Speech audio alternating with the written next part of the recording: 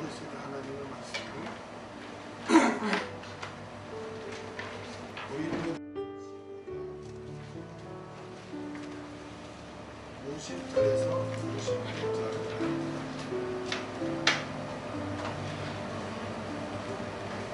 제가 공독해 드리겠습니다. 형제들아, 내가 이것을 말하노니 혈과 육은 하나님 나라를 유업으로 받을 수 없고, 또한 썩은 것은 썩지 아니한 것을 유업으로 받지 못하느니라. 보라, 내가 너에게 비밀을 말하노니 우리가 다 잠잘 것이 아니요 마지막 나팔에 순식간에 후련이 다 변화하리니, 나팔 소리가 나매 죽은 자들이 썩지 아니할 것으로 다시 살고 우리도 변화하리라. 이 썩을 것이 불갑을 썩지 아니할 것을 입겠고, 이 죽을 것이 죽지 아니함을 입으리로다. 이 썩을 것이 썩지 아니함을 입고 이 죽을 것이 죽지 아니함을 입을 때에는 사망이 이김에 삼킨 바 되리라고 기록된 말씀이 응하리라. 사망아, 너희 이기는 것이 어디 있느냐? 사망아, 너희 쏘는 것이 어디 있느냐? 사망에 쏘는 것은 죄요, 죄의 권능은 율법이라. 우리가 우리 주 예수 그리스도로 말미암아 우리에게 이김을 주시는 하나님께 감사하노니, 그러므로 내 사랑하는 형제들아, 견고하며 흔들리지 말며 항상 주일에 더욱 힘쓰는 자들이 되라. 이는 너희 수고가 주 안에서 헛되지 않을 줄을 알미로다. 아멘. 부활 신앙에 근거한 신앙생활, 부활 신앙에 근거한 신앙생활, 이런 제목으로 같이 말씀을 나누고자 합니다. 고린도 교회에는 거짓 교사들이 침투해서 부활이 없다고 그렇게 주장함으로써 혼란이 왔어요. 혼란이. 그래서 고린도 교회는 사도 바울에게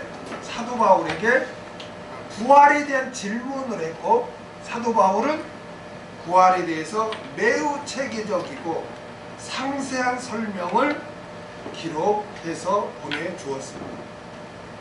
오늘 본문은 부활에 대해 결론을 맺는 부분이에요. 오늘은 이제 우리가 그동안에 고린도전서 15장 부활에 대해서 쭉 하면서 오늘의 이제 결론 부분이에요. 결론.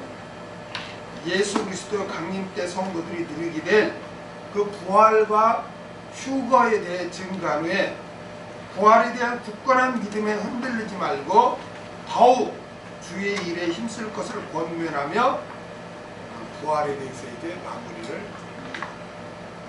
50절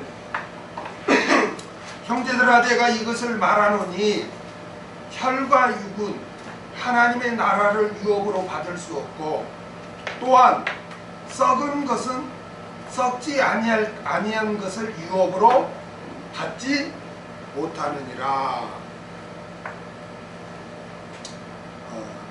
바울은 오늘 본문에서 혈과 육은 하나님의 나라를 받을 수 없고, 썩은 것은 썩지 아니한 것을 유업으로 받지 못한다, 그렇게 증거했는데, 이게 무슨 말이냐면 혈과 육은 썩은 것, 혈과 육은 뭐냐면 혈과 육은 하나님의 나라를 유업으로 받을 수 없고, 혈과 육은 살아있는 성도, 썩은 것은 잠자는 성도.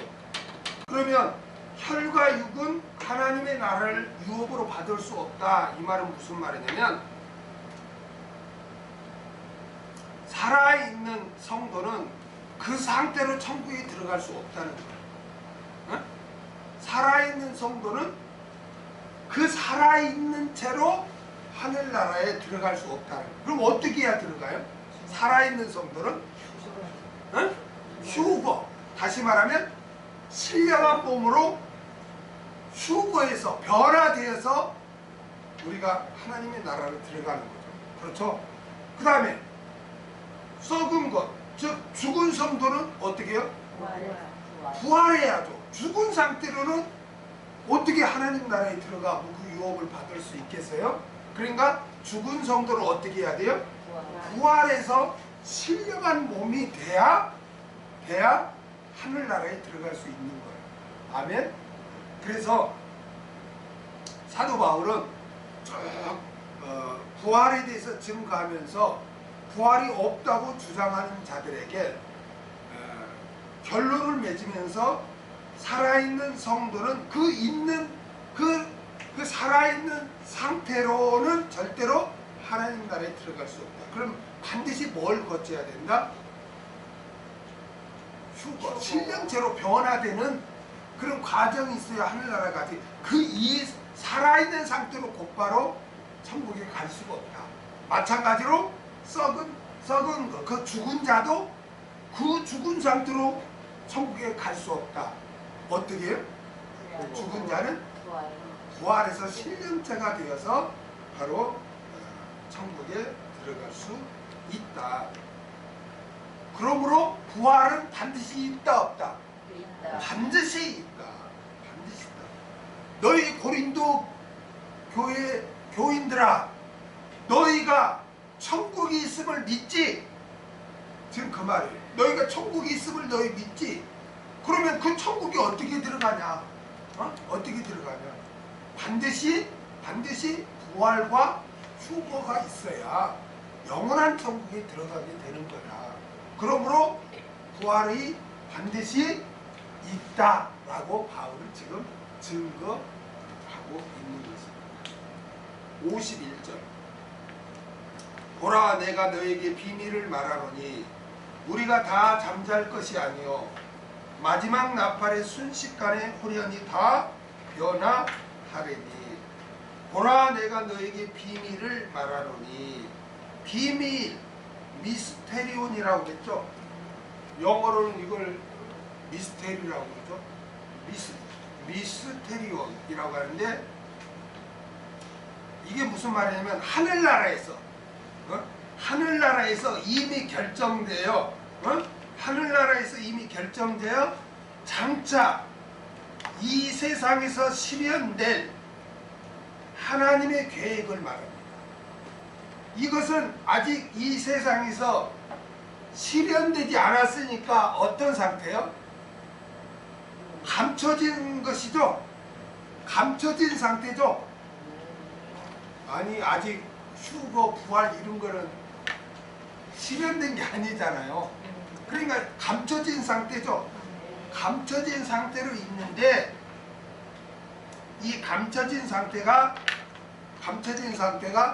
하나님의 일꾼에 의해서 이렇게 미리 계시되는 것, 알려지는 것, 이것을 비밀이라고 합니다. 비밀.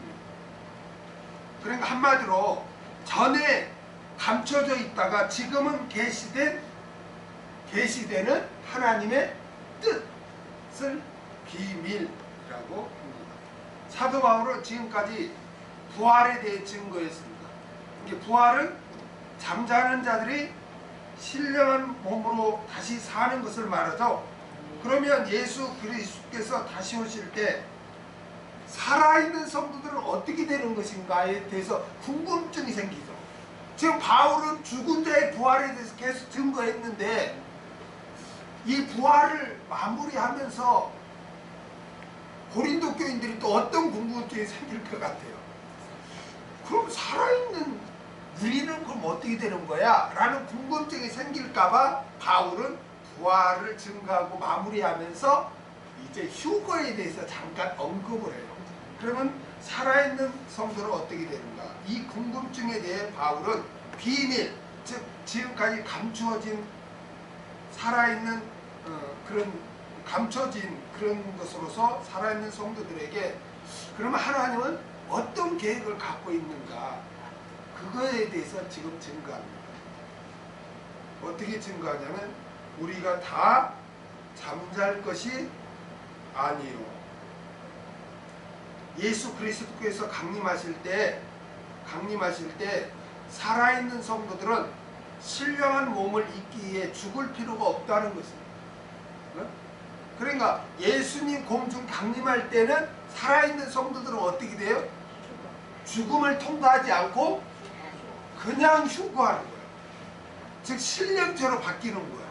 그걸 휴거라고 하는데, 그래서 우리는 다 잠잘 것이 아니다 라고 바울은 그렇게 증거합니다.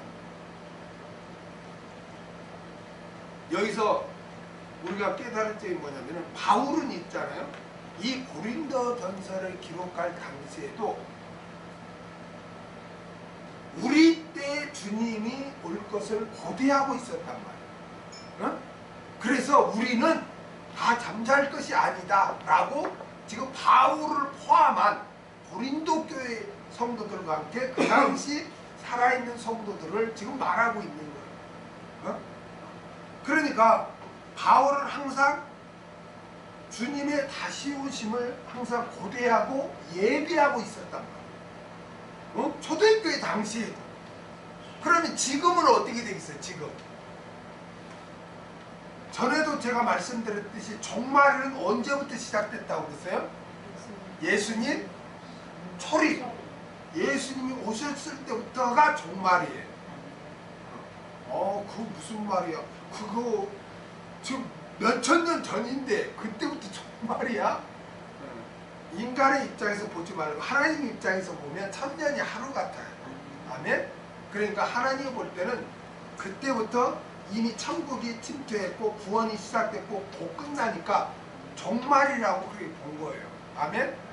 그러니까 예수님 오셨을 때부터 종말이니까 바울 입장에서는 예수님 가시고 나서 지금 자기가 살아있을 때 주님이 오실 걸로 그렇게 고대하고 항상 주님을 예비하고 그렇게 살았던 거예요. 그러나 그때 주님이 오시지 않았죠. 오시지 않았으니까 지금까지 이렇게 역사가 진행되고 있잖아요. 그렇다면 오늘을 사는 우리는 어떻게 해야 됩니까? 언제 주님이 올지 모르는, 그래서 요즘을 말세 지말이다. 말세 중에 말세다. 마지막이다. 마지막. 성경 전체적으로 보면 정말 마지막이에요. 여러 가지 말세에 대해서 하는데 소식 왕래가 너무 빠르대. 그런데 그 성경을 기록할 당시에는 이걸 상상이나 했겠어요? 지금은 유튜브 동영상이 있어서 미국에서 지금 벌어지는 일을 우리는 보잖아요. 얼마나 소식이 빨라요. 그렇죠? 이 성경대로 말세에는 그렇게 다 이렇게 그런 현상이 지금 나타나고 있어요. 그러니까 지금은 말세 중에 말세란 말이에요. 그렇다면 우리는 어떻게 해야 되냐? 더욱더 다시 오실 주님을 고대하고 예비하고 우리는 신앙생활을 해야 할 줄 믿습니다. 아멘. 그 다음에 마지막 나팔의 순식간에 후련히 다 변화하리니. 여러분, 나팔은 뭐라고 했어요? 나팔은 어떤 역할이라고 했어요? 나팔은 신호 역할을 한다고 했어요. 아멘. 나팔은 신호 역할. 그러니까 예수 그리스도께서 천사들과 함께 영광스럽게 강림할 때 뭐가 딱 울려요? 나팔 소리가 쫙 울려요. 강림을 알리는 거예요. 그래서 예수 그리스도께서는 어디까지 오세요? 공중까지. 지상 재림이 아니에요. 공중까지 오십니다. 공중까지. 자, 데살로니가전서 4장 15절에서 17절에 우리가 주의 말씀으로 너에게 이것을 말하노니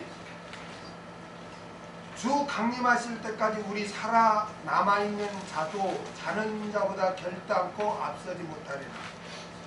주께서 오련과 천사장의 소리와 하나님의 나팔로 친히 하늘로 쫓아 강림하시리니 그리스도 안에서 죽은 자들이 먼저 일어나고 그 후에 우리 살아남은 자도 저희와 함께 구름 속으로 끌어올려 공중에서 주를 영접하시리니 그리하여 우리가 항상 주와 함께 있으리라. 아멘.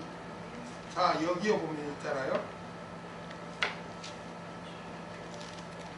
여기에 보면 14절에 한번 보세요. 14절에 보면 우리가 예수의 죽었다가 다시 사심을 믿을진대 이와 같이 예수 안에서 잠자는 자들도 하나님이 저와 함께 데리고 오시리라. 자, 들어보세요. 예수님이 오실 때 어떻게 오신다고 그래요? 예? 누구를 데리고? 잠자는 자들을 데리고 온대. 이 잠자는 자들을 데리고 온다는 게 무슨 말이에요? 예? 예? 아니, 잠자는 자들을 데리고 온다는 거예요. 주님 오실 때. 이게 무슨 말이냐고. 예? 그렇죠. 잠자는 자들의 영혼을 데리고 오는 거예요. 어? 자, 죽음이라는 거는 분리. 그렇죠? 분리예요, 분리. 영혼과 육체의 분리란 말이에요. 그럼 멸망은 하나님과 영원히 분리야. 어? 그러니까 지옥에 있을 수밖에 없죠.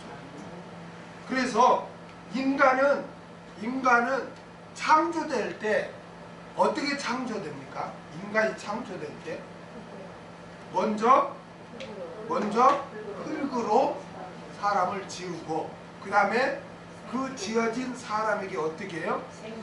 하나님께서 생기를 불어 넣어요. 어? 그래서 창세기 2장 7절을 보겠습니다. 여호와 하나님이 흙으로 사람을 지으시고 생기를 그 코에 불어넣으시니 사람이 생명이 된 자가 영적인 존재가 됐다는 거예요. 어? 자, 들어보세요. 하나님께서 동물과 식물을 창조할 때 생기를 불어넣습니까? 아니죠. 사람에게만 해요. 그렇기 때문에 식물과 동물은 영혼이 없어요. 영이 없어요. 영이 없기 때문에 죽으면은 사라지는 거예요. 그렇죠? 그러나 사람은 그 육체에 하나님의 영을 불어넣었기 때문에 영이 있어요. 아멘? 그래서 사라질 수가 없어요. 그래서 사람이 죽으면은 어떻게 되냐면 육체는 어디로 가요? 흙으로. 왜 흙으로 간다고 할까요? 응? 왜 흙으로 간다고 해요? 흙으로 지어졌기 때문에. 흙으로 지어졌기 때문에. 그럼 우리 육체가 흙으로 간다면 그러면 그 영혼은 어떻게 될까요? 영혼은? 영혼은 어떻게 돼요? 응? 아니, 육체는 사람이 죽으면 육체는 흙으로 간다면 영혼은 어떻게 되는? 영혼은 응? 낙원으로 또 응? 하나님 앞으로 정확하게 말하면 하나님이 주관하는 내세. 그러면 하나님이 주관하는 내세가 뭐냐? 뭐가 있을까요? 하나님이 딱 주관하에 있는 내세가 뭐가 있을까요? 어?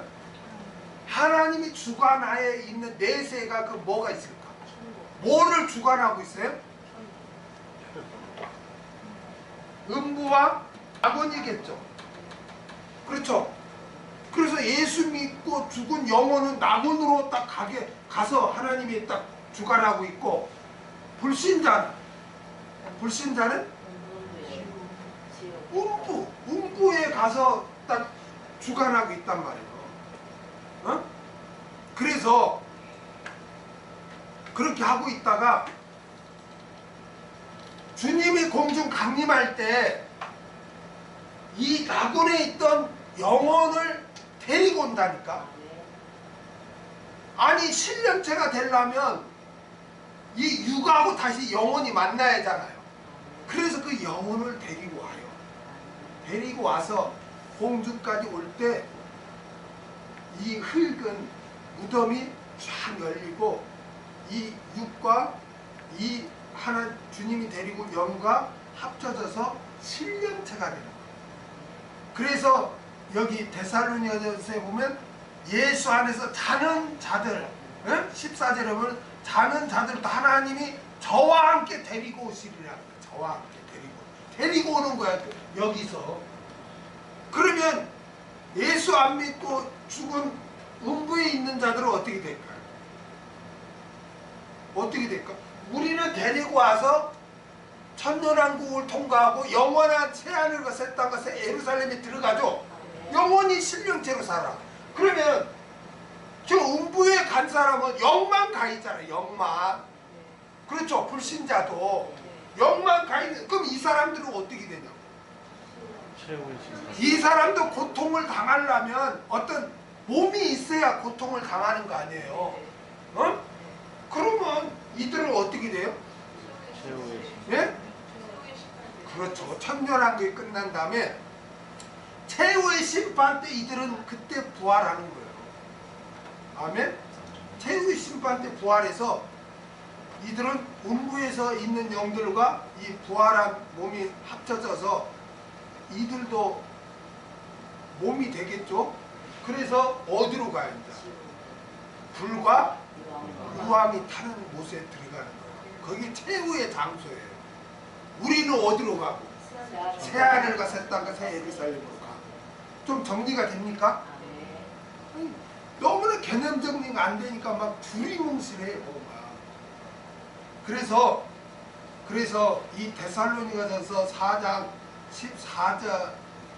14절에서부터 17절까지 이렇게 보면은 휴거에 대해서 지금 말을 하고 있어요.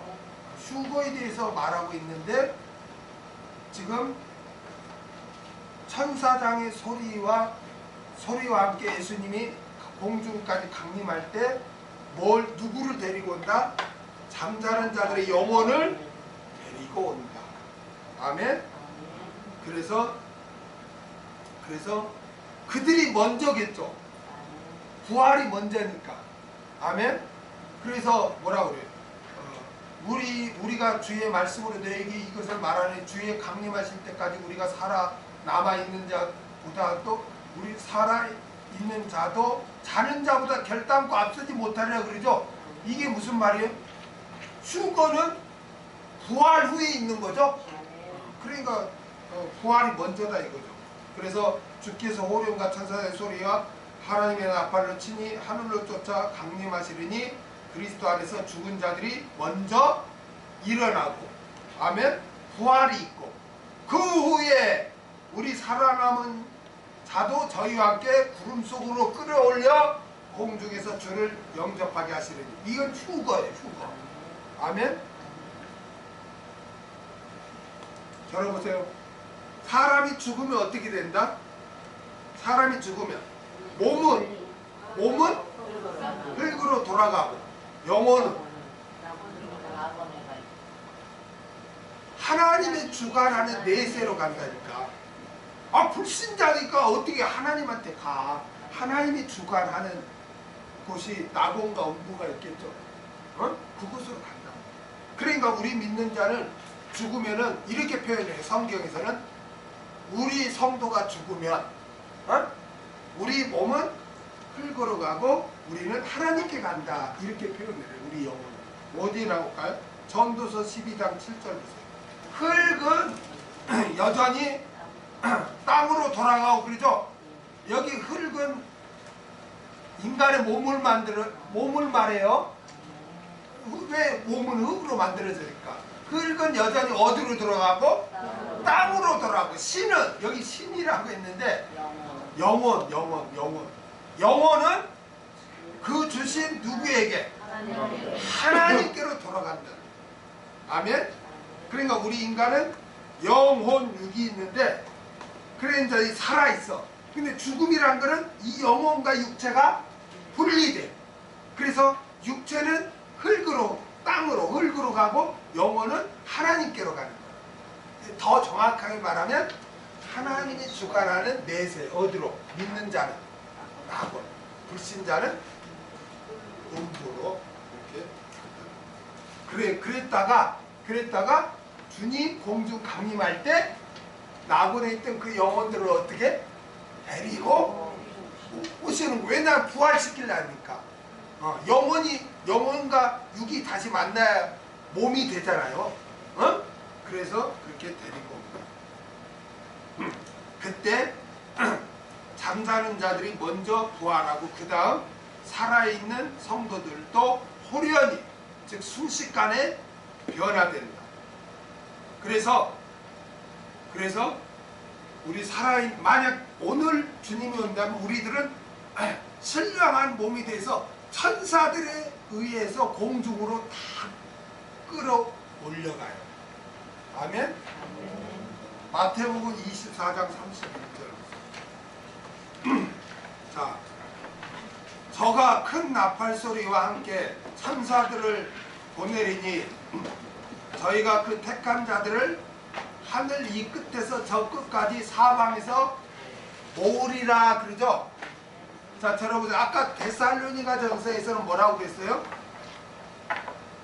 주님이 공중 강림할 때 천사들과 함께 온다고 그랬죠. 천사들이 온다고 그랬죠. 그럼 왜 천사들은 올까요? 우리를, 살아있는 사람들을, 전 세계에 살아있는 사람들을 휴거되는 순간 그들을 이렇게 공중으로 이렇게 인도하는 역할을 천사가 합니다. 아멘? 마태복음 보니까 천사들이 모은다 그러잖아요. 살아있는 자들을. 그러므로 예수 그리스도께서 공중 강림하실 때 믿고 죽은 성도들, 즉 잠자는 자들이 먼저 부활하고 살아있는 성도들은 휴거되는 것입니다. 이것이 감추어져 있는 비밀로 있다가 하나님의 일꾼을 통해 계시된 하나님의 계획이래. 할렐루야. 하나님께서 이렇게 하시로 결정을 하고 계획을 세웠어요. 그런데 그것만 가지고 우리가 알 수 있어요, 없어요? 없죠.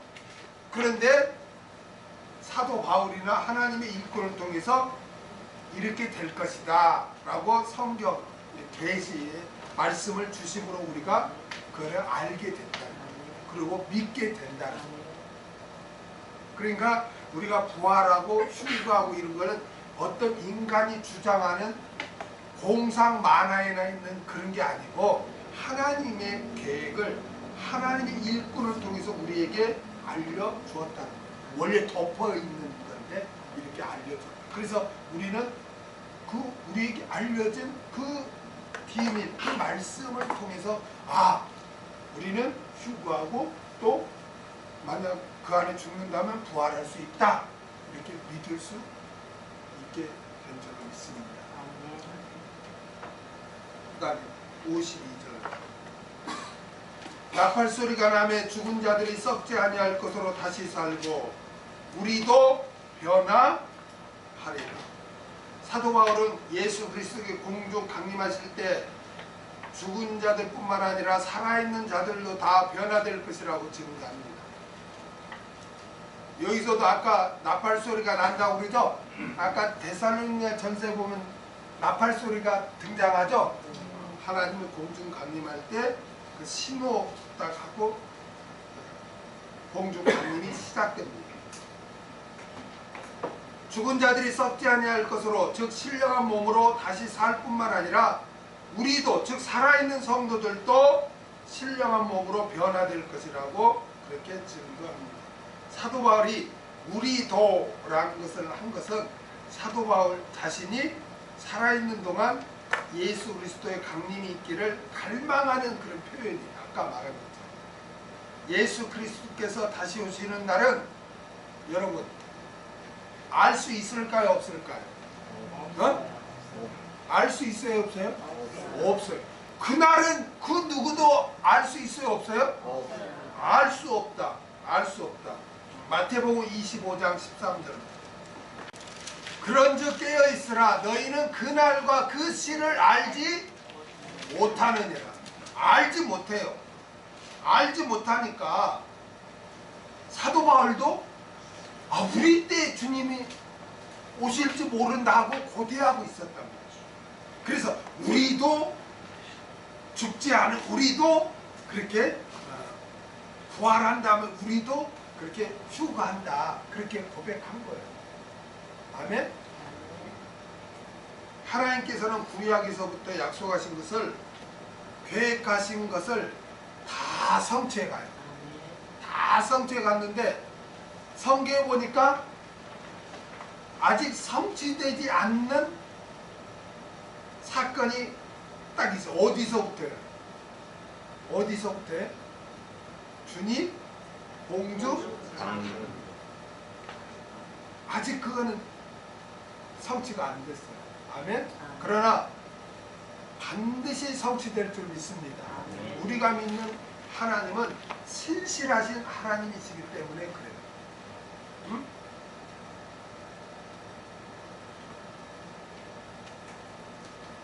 여러분, 우리가 붙잡을 거는 오직 하나님의 말씀입니다. 아멘? 하나님을 믿는다는 말은 하나님의 말씀을 믿는다는 거예요. 그래서 하나님이 말씀이라고 한 거예요. 말씀. 로고스, 말씀이라고. 그러므로 여러분이 말씀에 무관심하면 하나님한테 무관심한 것과 똑같아요. 눈에 보이지 않는 하나님을 내가 어떻게 사랑합니까? 하나님이 말씀하신 그 말씀에 내가 순종하는 것, 지키는 것이 하나님을 사랑하는 거예요. 어?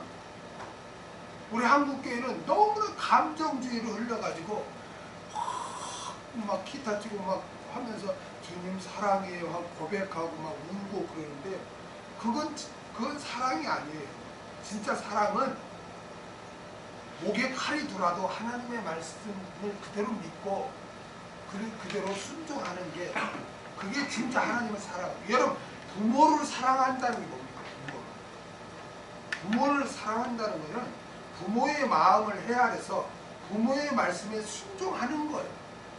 그게 부모를 사랑하는 거예요. 부모의 말을 거역하고 대들면서 부모를 사랑합니다. 이건 말이 안 되는 거예요. 그래서 사랑한다는 것은 말씀에 순종하는 거예요. 그래서 여러분은 늘 말씀에 이렇게 순종하고 말씀 중심으로 여러분이 신앙생활을 해야 돼요.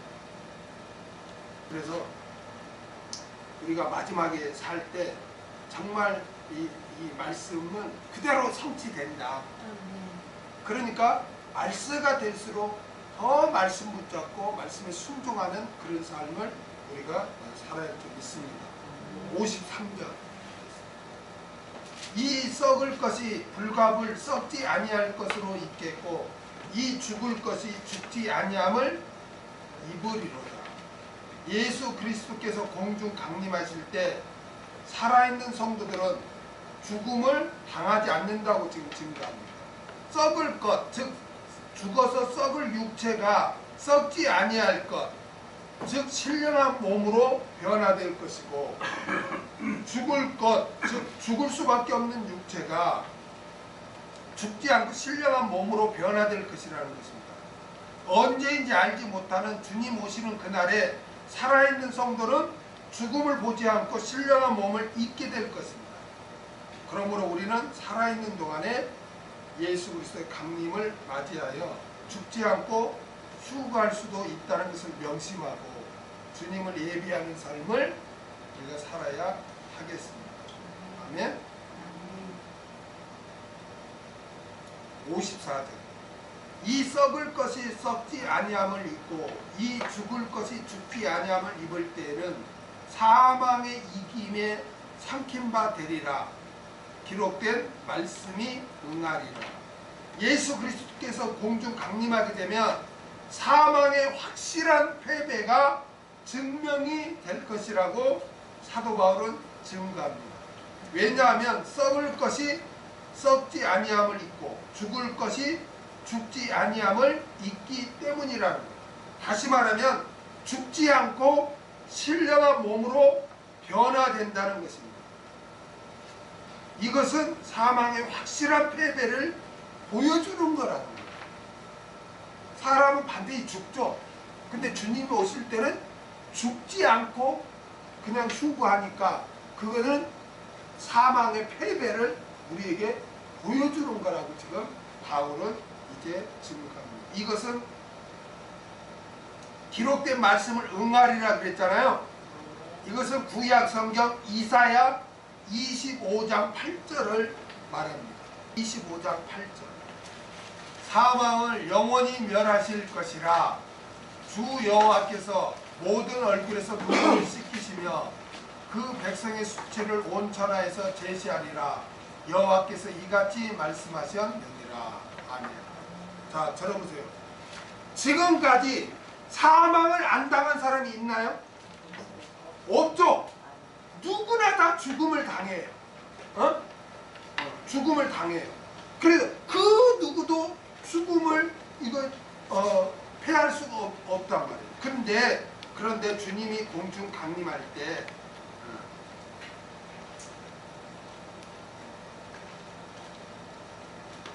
살아있는 자들은 죽음을 당하지 않고 신령체로 휴거하게 된다는 거예요. 아멘. 사망이 손을 대지 못한다는 거예요. 그러므로 예수 그리스도께서 공중 강림 때가 되면 이사야 25장 8절의 말씀이 성취되어 사망이 성도들에게 손도 대지 못하고 패배하는 것이 드러나게 될 것이라는 거예요. 그 다음에 55절.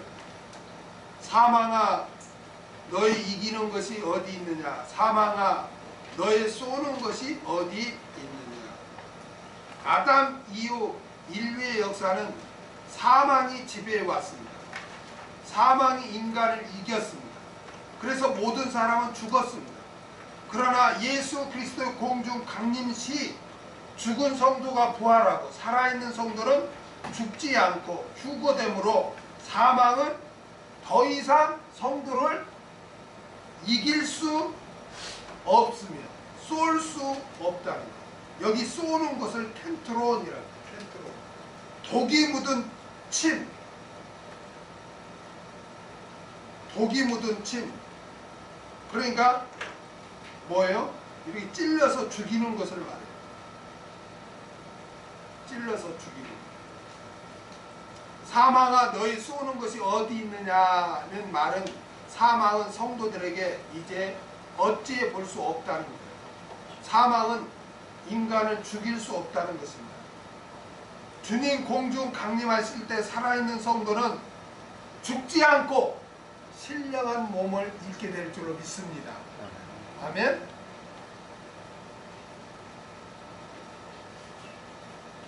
그 다음에 56절. 사망아 쏘는 것은 죄요 죄의 권능은 율법이라. 사망아 쏘는 것은 죄요. 사망이 인간을 지배하는 근거는 죄라는 거예요. 무슨 뜻이다? 사망이 인간을 지배하는 근거는 뭐다? 죄라는 거예요. 이거는 하나님께서 그렇게 정하신 거예요. 자, 창세기 2장 17절. 선악을 알게 하는 나무의 실과는 먹지 말라. 내가 먹는 날에는 정령 죽으리라 하십니다.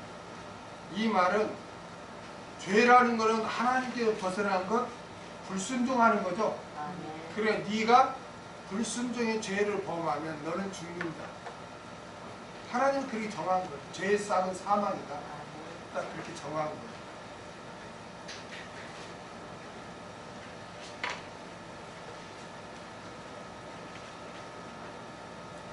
로마서 6장 23절 한번 볼까요?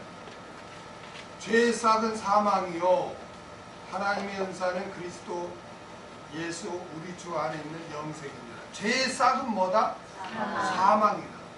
죄의 싹은 사망이다. 로마서 5장 12절. 이러므로 한 사람으로 말미암아 죄가 세상에 들어오고 죄로 말미암아 뭐가 왔다?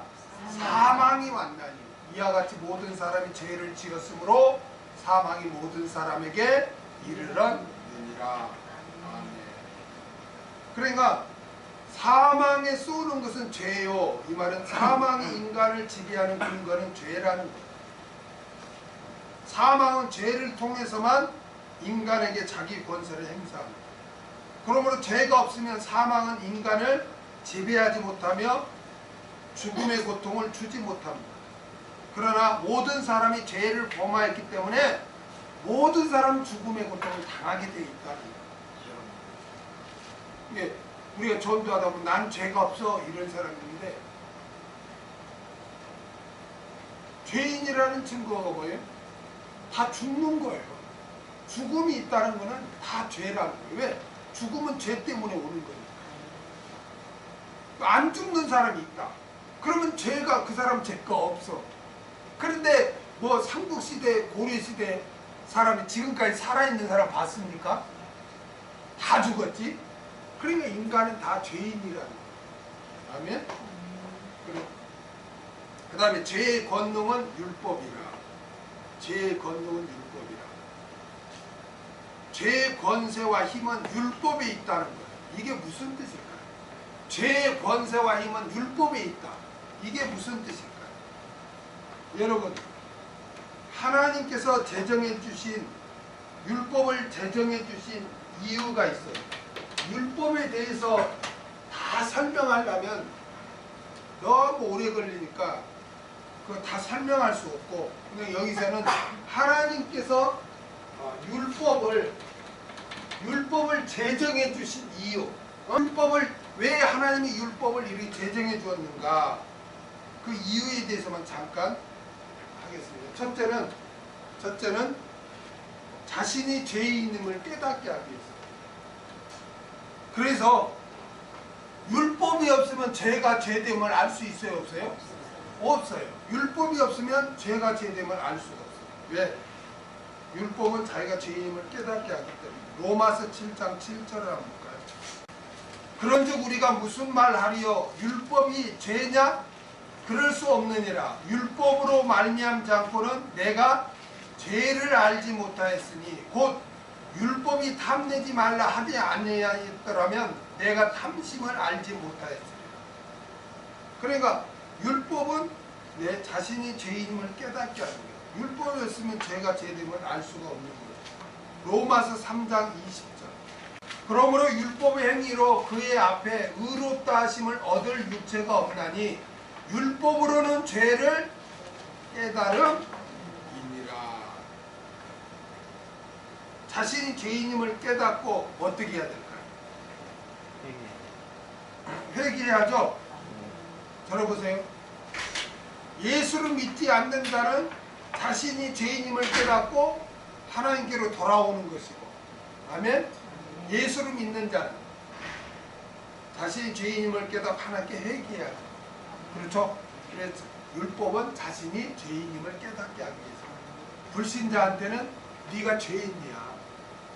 그러니까 하나님께 돌아와야 돼. 그래야 너 구원받는다. 이걸 깨닫게 하기 위해서 율법을 줬고, 믿는 자한테는 자신의 죄인임을 또 깨달아서 회개하도록 하기 위해서, 성화하도록 하기 위해서.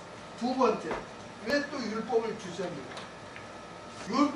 율법을 깨닫고 하나님께 돌아온 자들에게 하나님의 백성으로서 성화하도록.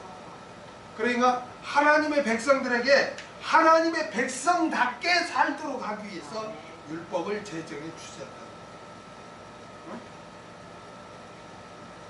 그래서 이스라엘 백성들이 출애굽한 다음에 시내산에서 이렇게 하나님을 어떻게 섬기고 하나님의 백성으로서 어떻게 사회관계를 맺고 이르기 위해서 율법을 주잖아요. 이게 하나님의 백성답게 살도록 하기 위해서 율법을 주었어요. 여러분, 외국 사람이 대한민국 이렇게 예를 들어 귀화 이미 이렇게 오면은 그 법을 잘 알아야죠.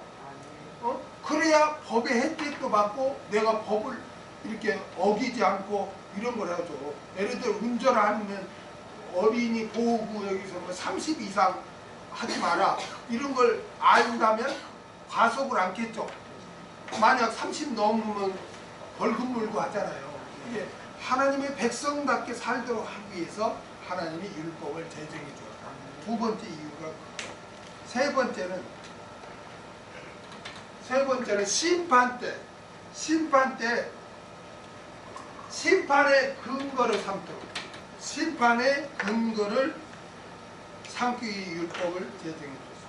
하나님이 심판할 때 그냥 막 감정으로 막 하는 게 아니라 율법을 다 앞에 놓고 너 이대로 하지 않았지, 너 이대로 했네 상급, 하지 않았지 징계, 이렇게 율법대로 심판하는 거예요.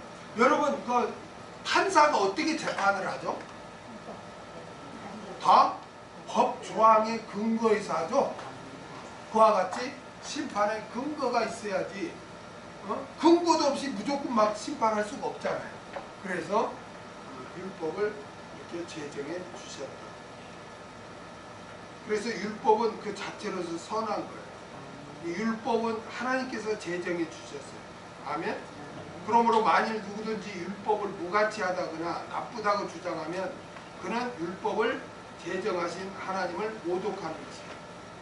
율법이 없을 때는 죄를 죄로 여기지 않았습니다. 그런데 율법이 주어진 후에는 율법을 통해 죄가 드러나게 되고 사망은 그 죄를 가지고 인간을 지배하게 된 것입니다. 그래서 죄가 권세와 능력을 가지는 근거는 인간이 지키지 못하는 율법이 되었다는 것입니다. 57절에 우리 주 예수 그리스도로 말미암아 우리에게 이김을 주시는 하나님께 감사하노니 우리가 우리 주 예수 그리스도로 말미암아 사망을 이긴다는 것은 무슨 뜻입니까? 사망을 이긴다. 예수님이 우리를 죄와 마귀와 사망에서 해방되도록 하시기 위해서 죽으셨기 때문에 예수님을 믿는 성도들은 사망을 이길 수가 있게 된 줄로 믿습니다. 아멘. 히브리서 2장 14절에서 15절을 보겠습니다. 자녀들은 혈육에 함께 속하였으니 그도 또한 한 모양으로 혈육에 함께 속하심은 사망으로 말미암아 사망의 세력을 잡은 자 곧 마귀를 없애하시며 또 죽기를 무서워함으로 일생에 매여 종로로 다는 모든 자들을 놓아주려 하심이니. 아멘. 예수님이 왜 하나님이시면서 인간의 모습을 입고 이 세상에 오셨습니까? 우리 인간의 죄를 대속해 주기 위해서, 죄값을 치르기 위해서. 그래서 예수님이 십자가에 달려 죽으신 거예요. 예수님의 죽으심은 우리 죄값을 청산하기 위해서 죽으신 거예요. 그래서 십자가에 죽으신 그 예수님이 죄값을 치렀기 때문에 예수를 믿는 자는 죄사함을 얻죠. 그 죄사함은 사망이죠. 그렇기 때문에 우리는 죽지만 영원히 멸망당하는 게 아니고 잠을 자는 것이고 반드시 주님 다시 오실 때 사망의 권세를 깨뜨리고 우리는 부활을 주로 믿습니다. 그리고 만약 주님이 오시는 해에 우리가 살고 있다면 우리는 죽음을 맛보지 아니하고 또한 신령한 몸으로 또 이렇게 수고할 줄로 믿습니다. 그래서 예수 그리스도로 말미암아 우리가 다 죄사함을 얻었기 때문에 우리는 사망을 이기는 자가 된 거예요. 믿습니까? 우리는 보통 사람이 아니에요. 늘 하나님 앞에 여러분 감사하시기 바랍니다. 하나님은 우리의 결국을 사망을 이김으로 영원히 살 수 있도록 우리를 이렇게 인도하시는 분이에요. 그러니까 예수 믿는 게 진짜 복이에요. 아멘. 예수를 믿어서 우리가 나중에 영생, 사망과 상관없이 영생을 하지만 이 세상에 살 때도 우리는 고아가 아니라 하나님이 우리를 지켜줘요. 여러분들이 오늘 이 자리까지 있게 된 거는 전에 여러분이 수많은 문제들이 다 있었을 거예요. 그렇죠? 어떤 문제가 발생하면 그게 뭐 질병의 문제이든 뭐 사업의 문제이든 뭐 자녀의 문제이든 뭐 진로의 문제이든 어떤 문제이든 다 문제없이 오늘 이 자리까지 있게 된 사람은 아마 한 사람도 없을 거예요. 그렇죠? 여러 가지 다 문제 가운데 있었는데 그때마다 하나님은 여러분에게 관심을 가지시고 여러분을 지키신 거예요. 아, 내가 우연히 어쩌다가 보니까 내가 오늘 이 자리까지 있게 되었어. 그렇게 그런 건 불신자들이 가질 수 있겠지만, 그러나 저희들은 예수를 믿기 전에도 하나님은 여러분을 관리하시고 인도하시고, 예수를 믿은 후에는 더욱더 하나님께서 불꽃 같은 눈동자로 지키시고 인도하신 줄로 믿습니다. 하나님이 저와 여러분을 지키시고 보호하셨기 때문에 오늘 우리가 이 자리에 있게 된 거예요.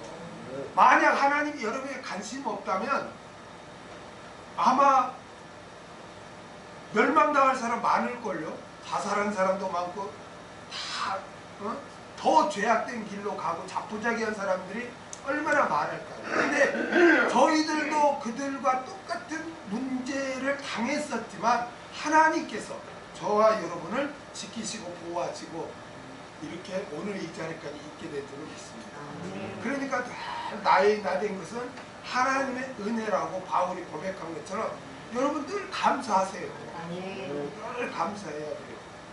내가 오늘 이 자리까지 있게 된 건 정말 어떻게 보면 인간적으로 다 코너에 몰리고 이제 죽었구나, 망했구나, 막 이제 앞이 캄캄할 그런 상황도 여러분이 많이 당했을 겁니다. 그러나 하나님께서 그때도 여러분을 지키시고 이렇게 인도해 주셨기 때문에 우리가 오늘 이 자리까지 있게 된 거예요. 이와 같이 앞으로도 우리의 장래도 하나님께서 부활과 휴거시켜서 영원히 하나님과 함께 영생하게 해줄 줄로 믿습니다. 그렇기 때문에 우리에게는 소망이 있는 거예요. 예수 믿는 게 이게 보통 복이 아니에요.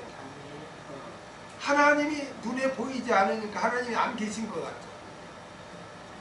복음의 말씀 나눌 때 바울이 왜 그 감옥에 들어갑니까? 그 점치는 여자에게서 귀신을 떠나가라니까 그 여자에게서 귀신이 떠나가니까 점을 못 쳐. 그러니까 그 여종을 관리하는 포주가 장사를 못 하잖아요.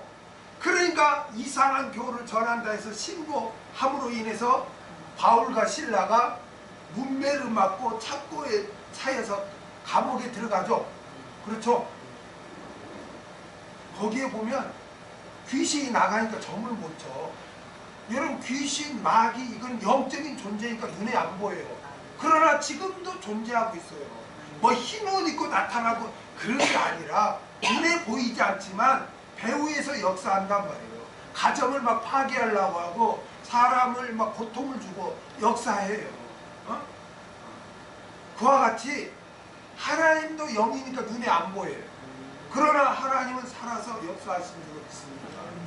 그래서 하나님께서 지금까지도 저와 여러분을 보호하시고 인도하셨듯이 앞으로도 남은 생에도 하나님이 그렇게 지키시고 인도하시고 그리고 영원히 우리를 부활 휴거실 것을 영생하게 해줄 줄로 믿습니다.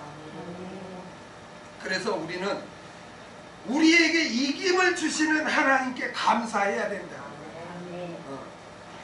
예수 믿고 원망 불평하고 감사가 없다면 그건 믿음에 병든 것이고 그건 잘못된 거예요. 그래서 성경에 보면 범사에 감사라, 범사에 감사. 늘 여러분은 우리에게 그 사망을 이길 수 있는 그 이김을 주신 하나님께 늘 감사하고 살아야 할 줄 믿습니다. 58절. 그러므로 내 사랑하는 형제들아 견고하며 흔들리지 말며 항상 주의 일에 더욱 힘쓰는 자들이 되라. 이는 너희 수고가 주 안에서 헛되지 않을 줄 알미라. 지금까지 15장 들어와서 계속 부활이 있음을 증거한 사도 바울은 마지막 부분에 우리가 오전에 살펴봤듯이 마지막 부분에서는 부활 후에 뭐도 있다? 휴거. 살아있는 자도 휴거한다. 휴거를 언급하고 이와 같이 우리는 사망을 이기는 자들이 되었다. 그러면서 이제 마지막 당부를 해요. 마지막 당부를 하는데 첫 번째로 견고하라고 당부를 합니다. 견고하. 그러므로 내 사랑하는 형제들아 견고하며 라고 그렇게 했습니다. 견고하며 헤드라이 오이. 이거는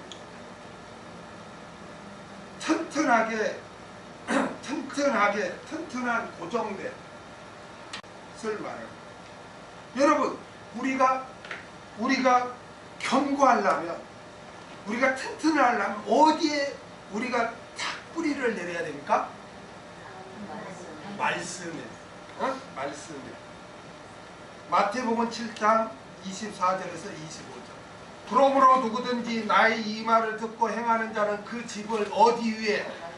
반석 위에 지은 지혜로운 사람과 같으니 비가 내리고 창수가 나고 바람이 불어 그 집에 부딪히되 무너지지 아니하나니 이는 주토를 반석 위에 세운 영고요.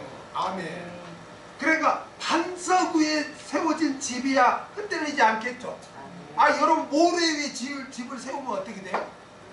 모래 위에 집을 세우면 뭐 바람이 불거나 뭐 풍랑이 일면은 날아가 버리죠.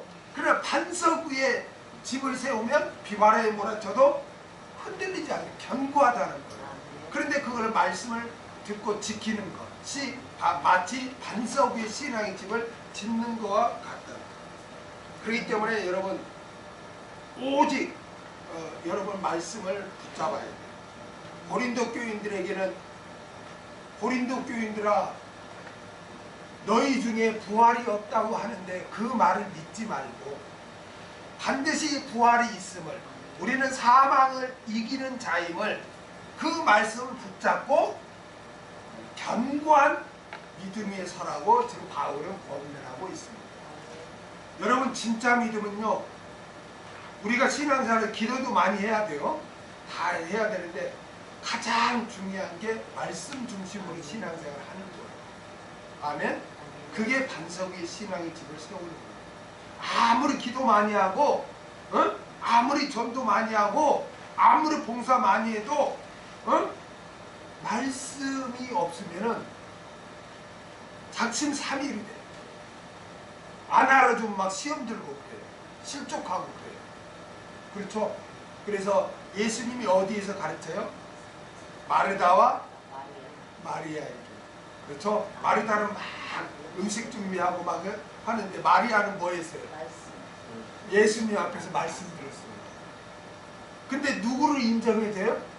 마리아를 인정해서요. 이 마리아가 선택한 것은 결코 빼앗기지 않는다. 그래서 여러분 항상 말씀을 묵상하고 저기 하세요. 어떻게 해서 내가 내 마음판에 말씀을 되새기란 말이에요. 말씀이 나를 지배하고 있어야 내가 딴 생각을 하지 않고 어떤 어려움이 와도 내가 요동을 안 친다는 겁니다. 그렇기 때문에 항상 견고할 수 있는 방법은 말씀이다. 그래서 바울은 고린도 교회 너희들 견고해라. 다시 말하면 너희 중에 부활이 없다고 막 하는데 거기에 현혹되지 말고 우리는 사망을 이긴 자다. 우리는 부활하고 휴거하는 자다. 라는 이 말씀에 확 붙잡고 부활이 없다고 할 때 거기에 동요하지 말아라. 견고해라. 라고 마지막으로 이제 권면할 때 부탁을 합니다. 그 다음 두 번째로 흔들리지 말라고 권면합니다.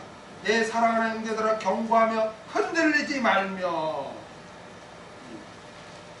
흔들리지 말다. 이건 좌로나 우로나 치우치지 않는다는 것입니다. 흔들린다. 그러니까 하나님의 말씀에서 벗어나지 말라는 거예요. 좌로나 우로나 치우치지 말라는 거예요. 거짓 교사들이 부활이 없다 주장하는데 그런 거에 흔들리지 말라는 거예요. 오직 하나님의 말씀만을 붙잡으라는 거예요. 아멘. 여호수아에 보면 하나님의 말 좌로나 우로나 치우치지 말라고 하죠. 그게 흔들리지 않는 거예요. 말씀이 없으면 어떻게 될까요? 흔들리죠. 왔다 갔다 하죠. 그러나 말씀이 있으면 흔들리지 않을 수 있어요. 그래서 말씀 붙잡으라는 거예요. 말씀. 그래서 요동치지 말라는 거예요. 너희 가운데 부활이 없다고 막 속이는 자가 있는데 거기에 막 현혹돼 가지고 요동치지 마라. 나는 부활한다, 휴거한다. 그 믿음, 그 말씀 붙잡고 흔들리지 마라. 그 다음에 세 번째로 항상 주의 일에 더욱 힘쓰는 자들이 되라고 권면합니다. 오늘 본문에 보니까 그러므로 내 사랑하는 형제들아 경고하며 흔들리지 말며 항상 주의 일에 더욱 힘쓰는 자들이 되라고 권면합니다. 여러분 주의 일이란 것은 다양하죠. 그렇죠? 여러분 주의 일이 뭘까요? 주의 일. 주의 일이 뭘까요? 생각 안 해보셨어요? 주의 일을 힘쓴다. 이게 뭘까요? 주의 일이 뭐라고 생각합니까? 말씀을 묵상하고 말씀 묵상하고 말씀대로 사는 거. 또 이런 것도 이제 우리가 개념 정리를 해야죠. 그렇죠? 여러분 그래 맞아. 우리가 주의 일을 해야지. 근데 주의 일이 뭔가를 알아야 내가 뭘 하지. 그래 주의 일을 해야지. 그렇게 하고 주의 일이 뭔가를 모르면 주의 일을 할 수 있어요? 없어요? 없죠. 그럼 주의 일이 뭘까요? 주의 일. 자, 주의 일은 크게 세 가지로 나눠져요. 첫째, 예수 그리스도를 믿는 거예요. 이게 주의 일이에요. 예수 그리스도를 믿는 거. 요한복음 6장 29절. 예수께서 대답하여 가라사대 하나님의 보내신 자를 믿는 것이 하나님의 일이니라 하시니. 그러니까 예수 그리스도 하나님의 보내신 자가 누구예요? 예수 그리스도죠. 예수 그리스도를 믿는 게 하나님의 일이에요. 아멘. 그러면 여러분 하나님의 그 예수 그리스도를 믿는 게 그럼 뭐예요? 그럼 믿는 게 뭐예요? 예수 그리스도를 믿는 게 예수님이 구세주 되시는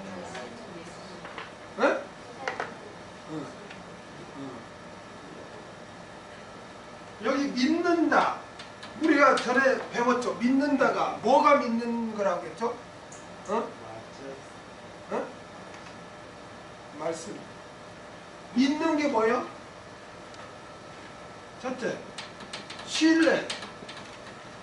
믿는 거죠. 예수님이 나의 구세주가 되시고 믿는 거예요. 믿는 거예요. 그 다음에 피스가 또 뭐예요? 의뢰죠. 의뢰. 나의 삶을 다 맡기는 거. 이게 예수님을 믿는다는 건 뭐냐면은 옛날에는 여러분이 여러분의 주인 행세를 했죠. 그렇죠? 여러분이 모든 것을 막 결정하고 여러분 하고 싶은 대로 다 했잖아요. 그래 여러분 자신이 여러분 주인 행세를 했잖아요. 근데 예수님이 나의 주인이에요. 나를 구원해 주시는 분이 구세주예요. 그렇죠? 핏값으로 나를 샀어요. 그러면 어떻게 해야 돼요? 내가 주인 행세를 하는 게 아니라 예수님이 나의 주인이죠. 그렇죠? 그분께 나의 모든 사람을 맡기는 거예요. 그래서 뭔 일을 할 때도 여러분 꼭 기도하고 하세요. 하나님이 인도하세요. 인도해 주세요. 기도하고 결정하고 행동하세요.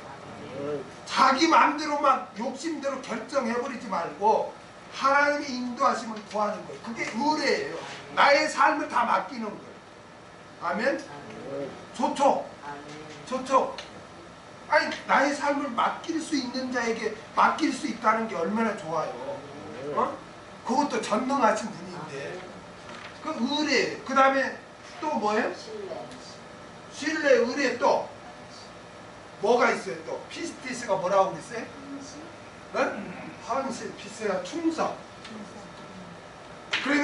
그러니까 충성이란 군대에서 충성 그러죠? 그러죠? 상사의 명령에 복종하는 거예요. 복종 따르겠습니다. 그래서 주를 따르는 게 그게 믿는 거예요. 아멘? 자, 믿는 거는 뭐냐? 예수님이 이제 나의 구세주가 됐음을 믿는 거예요. 아멘? 믿어. 하나님의 말씀을 믿는 것. 그 다음에 믿을 뿐만 아니라 나의 삶을 다 나의 주인 대신 주님께 맡기는 거예요. 인도함을 구하는 거예요. 그리고 충성을 다하는 거예요. 아멘? 이게 믿는 거예요. 이게 주의 일이라는 거, 예수님을 믿는 거다. 그래. 믿습니다. 그럼 나 주의 일 다 했다. 이렇게 생각하는데, 믿는다는 것은 예수님을 나의 구세주로 굳게 믿고 내 삶을 맡기고 인도함을 구하고 의뢰하고 충성을 다하는 것. 명령에 따르고 복종하고 섬기고 헌신하고 이런 게 다 주의 일이에요. 이게 믿는다는 것을 우리가 단순하게 예수님 나 믿습니다.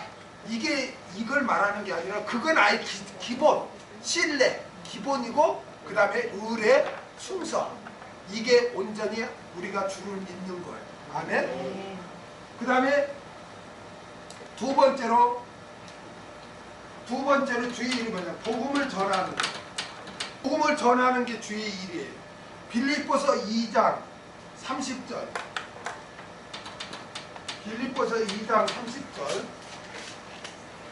저가 그리스도의 일을 위하여 죽기에 이르러도 자기 목숨을 돌아보지 아니하는 것은 나를 섬기는 너희 일의 부족함을 채우려 함이니라. 그러니까 그리스도의 일을 위하여 죽기에 이르도록 자기 목숨을 위하여 돌아보지 아니했대요. 근데 25절로 가보세요. 25절. 그러나 에바브로디도를 너에게 보내는 것이 필요한 줄로 생각하노니 그는 나의 형제와 함께 수고하고 함께 군사된 자요 너희 사자로 나 있을 것을 돕는 자라. 그렇죠. 그러니까 사도 바울을 도왔는데 그 돕는 목적이 뭐였어요? 복음 전하는 거였죠. 그렇죠. 30절에서 그리스도의 일이라고 했는데 그게 뭐냐면 결국 함께 복음을 전하는 거예요. 이게 복음을 전하는 일이 바로 주의 일이에요. 아멘. 세 번째, 그다음에 세 번째 주의 일이 뭔가? 몸된 교회와 주의 몸된 교회를 섬기는 것. 에베소서 4장 11절에서 12절.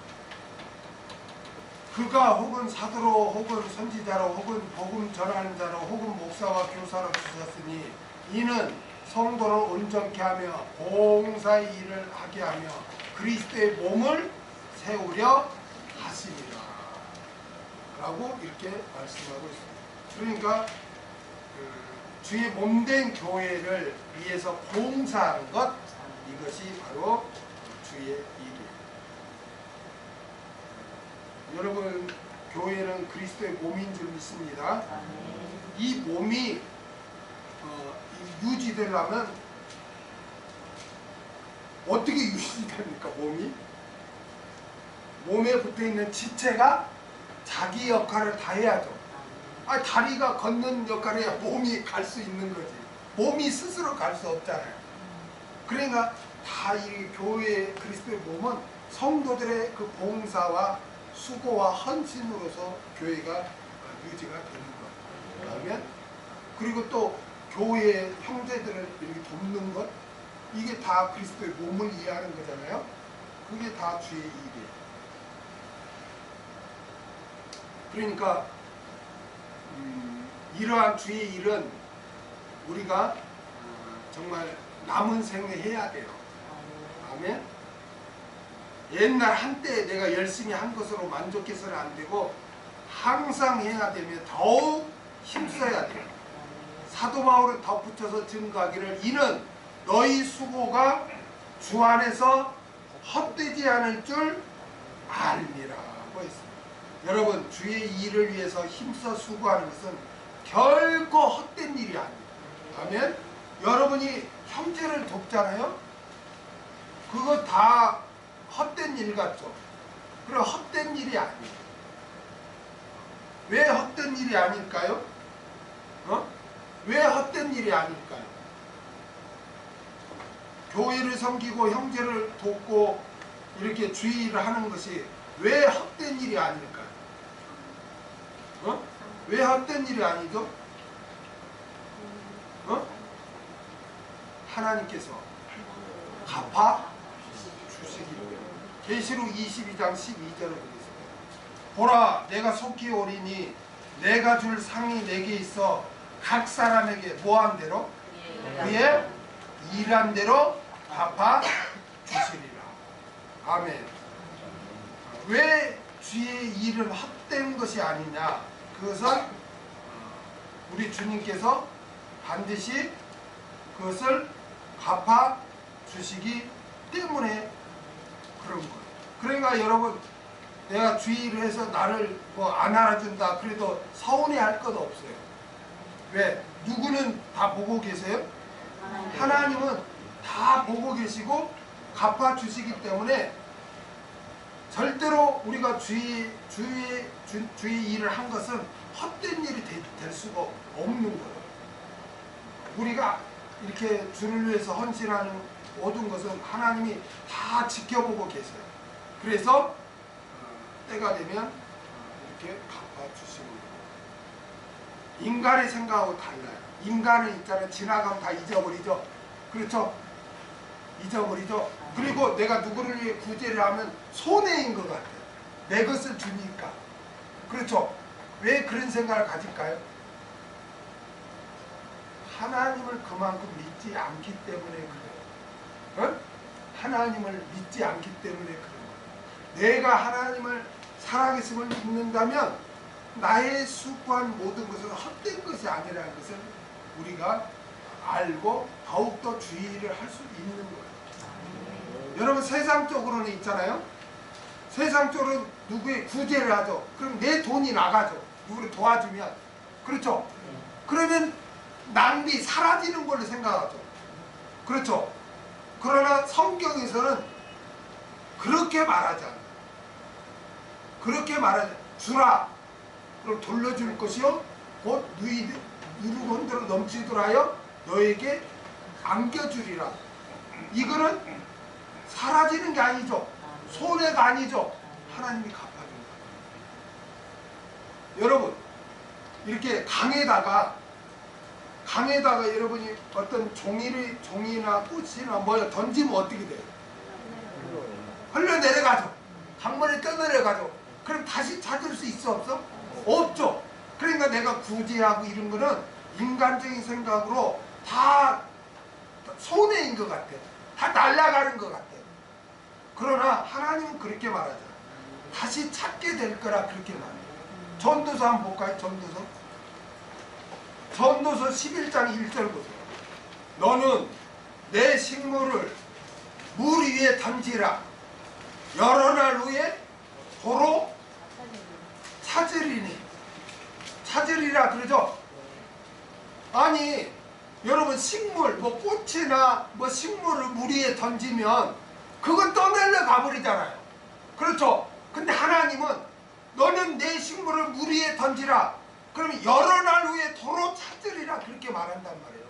이 말은 뭐냐면 하나님이 갚아주겠다는 거예요. 아멘?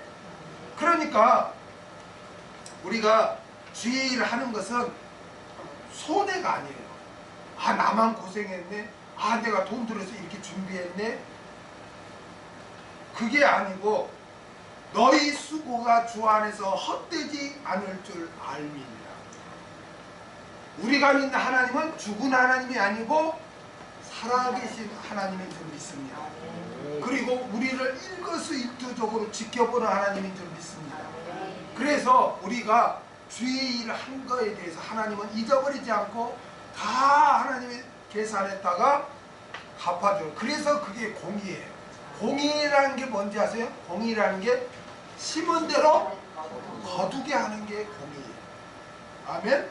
행한 대로 갚아주는 게 공의예요. 그렇기 때문에 우리가 주의 일을 할 때 낙심하지 말아야 할 줄 믿습니다. 그래서 바울은 부활을 증거하고 마지막 권면으로 견고하라고. 응? 너희 주위에 부활이 없다고 막 주장하는 자들이 흔들리지 말고 말씀에 뿌리를 내리고 견고하라고. 그리고 흔들리지 말라고. 말씀에서 좌우로 흔들리지 말라고. 말씀 붙잡으라고. 그리고 더욱 주의 일에 힘쓰라고 권면을 했습니다. 그래서 주의 일은 예수 그리스도를 믿는 것이고 복음을 전하는 것이고 몸된 교회를 섬기는 것이다. 이러한 일은 사라지는 것이 아니라 반드시 하나님께서 갚아 주십니다. 그러니까 선을 행하다 낙심하지 말지니 그래도 낙심하지 말라는 거예요. 왜냐하면 우리 죽으면 사라지는 게 아니라 죽으면 우리의 생명체로 되죠. 그리고 그 영광과 유업은 우리 이 땅에서 우리의 행한 대로 그게 갚아지잖아요. 여러분, 왜 예수님이 우리 처소를 예비하러 가시는데, 아니 말씀으로 처소를 예비하면 되지 왜 오실 때까지 계속 처소를 예비하실까요? 왜 그럴까요? 아니 천지창조처럼 아무개 처소가 예비될지어다 하면 되지 왜 계속 오실 때까지 처소를 예비할까요? 우리가 영원히 구할 처소, 각 사람의 처소를 왜 예비할까요? 왜요? 행한 대로 갚아줘야 되기 때문에. 오늘하고 또 내일 또 서는 일이면 더 크게, 더 화려하게, 더 영광스럽게 해줘야 하잖아요. 그렇죠? 그래서 오실 때까지 처소를 단 한 번의 말씀으로 우리 처소를 예비하는 게 아니라 계속 처소를 예비하고 계십니다. 아멘? 그래서 여러분은 항상 말씀에 꽉 있어서 주의 일에 힘쓰십니다.